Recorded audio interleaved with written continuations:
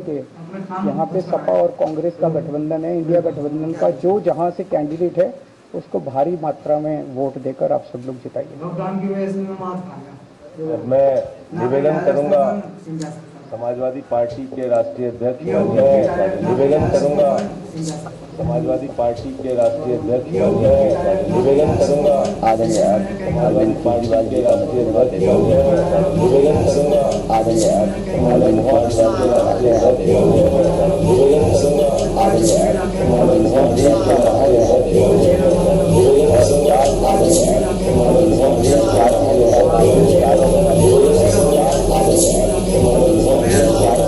आंसुओं की नदी उफान में मैं गया भी था एक बार तो बीच में भाग गए थे। भारतीय जनता पार्टी जो 400 पार का नारा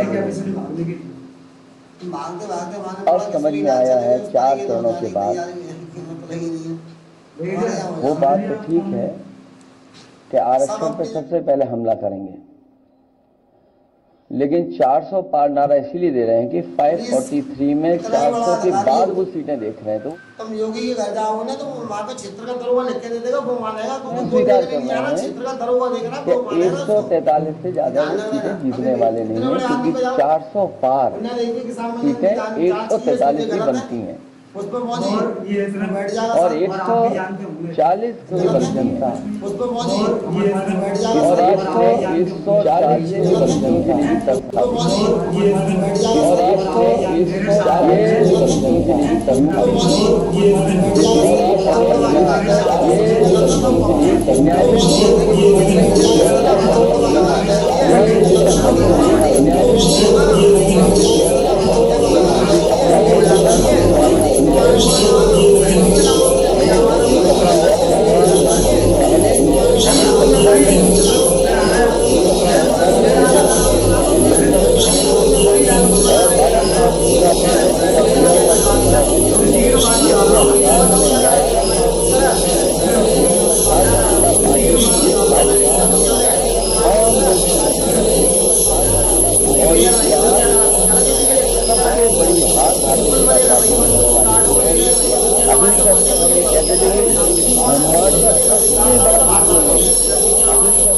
अब लगे राय हारने के बाद ये ब्रह्मांड का भूत का विद्यालय यूनिवर्सिटी खोलेंगे और वाइस चांसलर और पूरी पैलिसी रिटायरमेंट करके वहाँ अपने आप नियुक्त हो जाएंगे। इसलिए देश को बचाने के लिए आदरणीय अरविंद केजरीवाल जी आए हैं, हम लोग का सहयोग मदद करने के आए, मैं इनका धन्यवाद देता हूं। और आप पार्टी इंडिया गठबंधन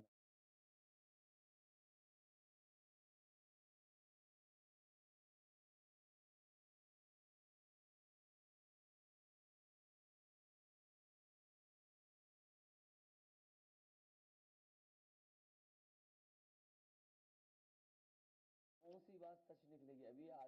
अभी आपसे कहा कि 75 साल वाला जो वो है रूल नियम, उसको तो फॉलो किया जाएगा ना, इसी से पता लग जाएगा।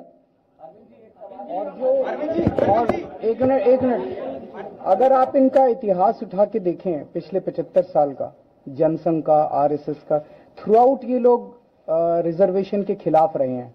तो अब 400 सीटें लाके ये संविधान बदल के उस रिजर्वेशन को खत्म करना चाहते हैं। अरविंद जी स्वाति मालीवाल के मामले में अभी तक आप कुछ बोले नहीं है। आपकी ओर से आपके साथ में स्वाति मालीवाल के मामले में अभी तक अरे उससे ज्यादा जरूरी और चीजें भी हैं, कागज हम निकाल लिए। अरविंद जी आज आपके साथ में वो है, आज आपके साथ में भी आए भाजपाई किसी के सगे नहीं है। क्या बोलेंगे स्वाति मालीवाल के मामले में, क्या बोलेंगे आप? ये है कि भाजपाई किसी के सगे नहीं है और भाजपाई झूठे मुकदमे लगाने वाला गैंग है। हाँ बोल दो। मैं बोल रहा हूँ, बता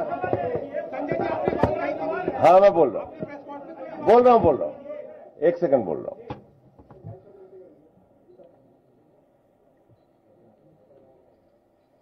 सब लोग, पूरा देश हतप्रभ है, दुखी है, आज तक पीड़ित है। मणिपुर के अंदर एक कारगिल योद्धा की पत्नी को निवस्त करके घुमाया गया, सैकड़ों महिलाओं के साथ दरिंदगी हुई, भारत के प्रधानमंत्री खामोश रहते हैं। हजारों महिलाओं के साथ प्रज्वल रवन्ना ने बलात्कार किया, दरिंदगी की, मां की उम्र की महिलाओं के साथ। प्रधानमंत्री कहते हैं ये भारत को मजबूती देगा, इसी को वोट देना। ये भारत का भविष्य है प्रज्वल रवन्ना, उसको भगा दिया जाता है बीजेपी के द्वारा। पहलवान बेटियां जब जंतर मंतर पे लड़ रही थीं न्याय मांगने के लिए, तो यही स्वाति मालीवाल जो महिला आयोग की अध्यक्ष थीं, रात में उनके समर्थन में गई थी, पुलिस के लोगों ने घसीट के मारा था। हमने देखा यहीं उत्तर प्रदेश के अंदर कुलदीप सेंगर के मामले में, हाथरस के मामले में देश के प्रधानमंत्री खामोश रहते हैं, एक शब्द नहीं बोलते।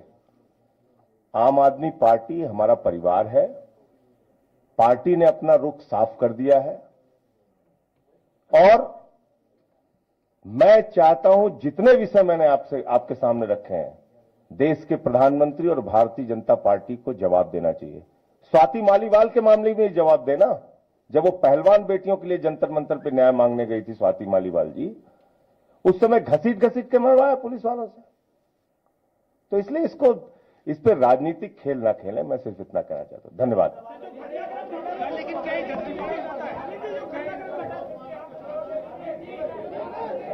इंडिया गठबंधन माननीय अखिलेश यादव जी अपनी बात रखेंगे। दिल्ली के मुख्यमंत्री केजरीवाल जी इंडिया गठबंधन के लिए उत्तर प्रदेश में जनता से अपील करने के लिए आए हैं, वोट मांगने के लिए आए हैं। मैं उनसे अनुरोध करूंगा विनम्रता पूर्वक कि वो अपनी बात रखें। आज यहाँ आए हुए सभी पत्रकार बंधुओं को और जितने दर्शक ये देख रहे हैं उन सबको मेरा नमस्कार, मेरा प्रणाम। आज लखनऊ में मैं उत्तर प्रदेश के सभी मतदाताओं से इंडिया गठबंधन को भारी भरकम वोट देने के लिए, भारी मात्रा में वोट देने के लिए अपील करने के लिए आया हूं। मैं 4 बातें रखना चाहता हूं। पहले चारों बिंदु बता देता हूं, फिर उसको डिटेल में एक्सप्लेन करूंगा। पहला ये कि ये चुनाव भारतीय जनता पार्टी मोदी जी अपने लिए वोट नहीं, अमित शाह जी को प्रधानमंत्री बनाने के लिए वोट मांग रहे हैं। दूसरी बात, योगी आदित्यनाथ जी को अगर ये लोग जीत गए तो योगी आदित्यनाथ जी को 2 से 3 महीने के अंदर उत्तर प्रदेश के सीएम पद से हटा दिया जाएगा। नंबर 3, इन लोगों की पूरी तैयारी है, अगर ये लोग जीत गए तो संविधान को बदल के SC ST और OBC का रिजर्वेशन खत्म कर दिया जाएगा। और नंबर 4, जो आंकड़े अब देश भर से आ रहे हैं वो ये दिखा रहे हैं कि 4 जून को इंडिया गठबंधन की सरकार बनने जा रही है और NDA को और बीजेपी को बहुत कम सीटें मिलने जा रही हैं। अब मैं अपने सबसे पहले पॉइंट पे आता हूं।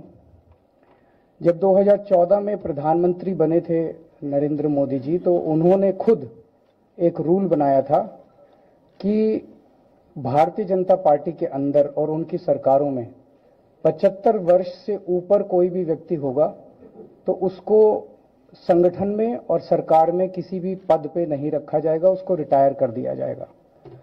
और उसका सबसे पहले उस रूल के तहत आडवाणी जी को और मुरली मनोहर जोशी जी को रिटायर किया गया था।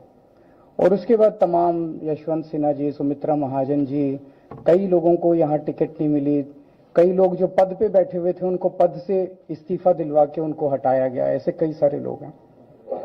तो अब अगले साल 17 सितंबर को प्रधानमंत्री मोदी जी 75 साल के होंगे और मोदी जी ने तय कर लिया है कि अमित शाह जी को वो अपना वारिस बनाएंगे और अमित शाह जी अगले साल 17 सितंबर को देश के प्रधानमंत्री बनाने का उन्होंने तय किया है मोदी जी ने।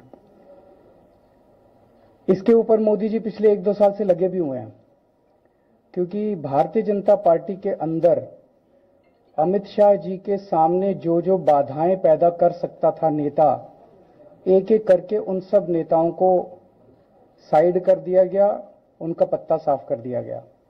शिवराज सिंह चौहान को हटा दिया गया, वसुंधरा राजे को हटा दिया गया, डॉक्टर रमन सिंह को हटा दिया गया, देवेंद्र फडणवीस को खत्म कर दिया गया, खट्टर साहब को खत्म कर दिया गया, एक एक करके सबको खत्म कर दिया गया।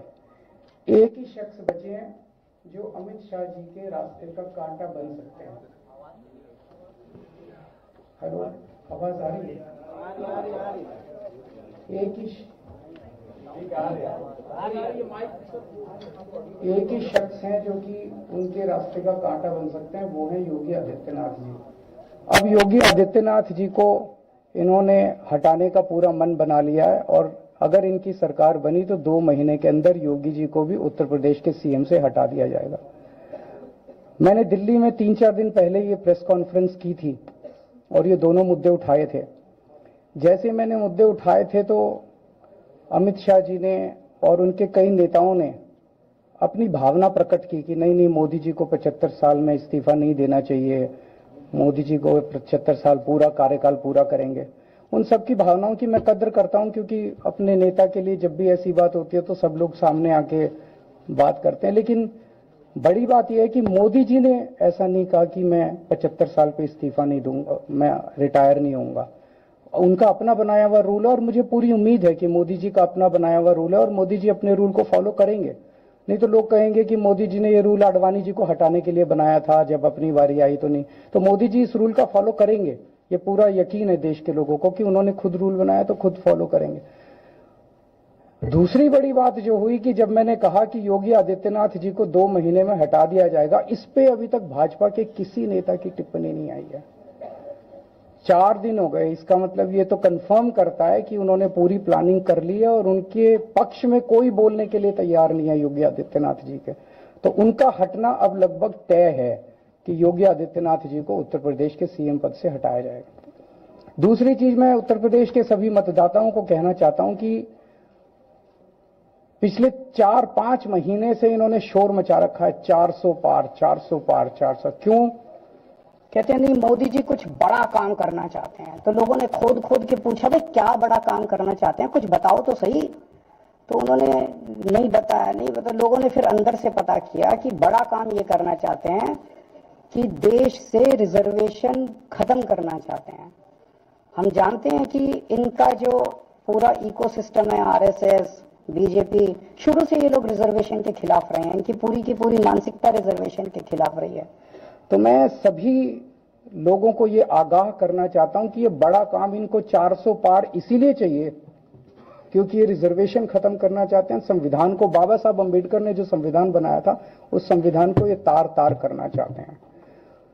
पूरे देश भर से अब जो ट्रेंड आ रहे हैं, वो ट्रेंड ये दिखाते हैं कि भारतीय जनता पार्टी को 250 से भी नीचे, मेरे हिसाब से 220 के आसपास, 3-4 दिन पहले भी मैंने कहा था, 220 से कम सीटें इनकी आती हुई नजर आ रही हैं।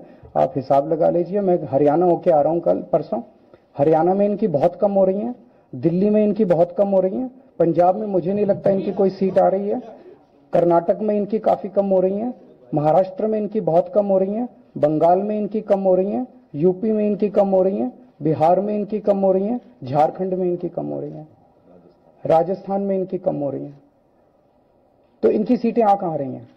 तो इनकी 220 के नीचे सीट आ रही हैं। इनकी सरकार बीजेपी की सरकार नहीं बन रही है, इंडिया गठबंधन की सरकार बनेगी और इंडिया गठबंधन की सरकार जो है वो देश को एक प्रगति के रास्ते के ऊपर लेके जाएगी। इस तरह से जो पूरे देश के अंदर एक नेगेटिविटी इन लोगों ने फैलाई है उसको हम लोग ठीक करेंगे। मैं अंत में उत्तर प्रदेश के सभी लोगों को अपील करना चाहता हूं कि इंडिया गठबंधन के, यहाँ पे सपा और कांग्रेस का गठबंधन है, इंडिया गठबंधन का जो जहां से कैंडिडेट है उसको भारी मात्रा में वोट देकर आप सब लोग जिताइए। अब मैं निवेदन करूंगा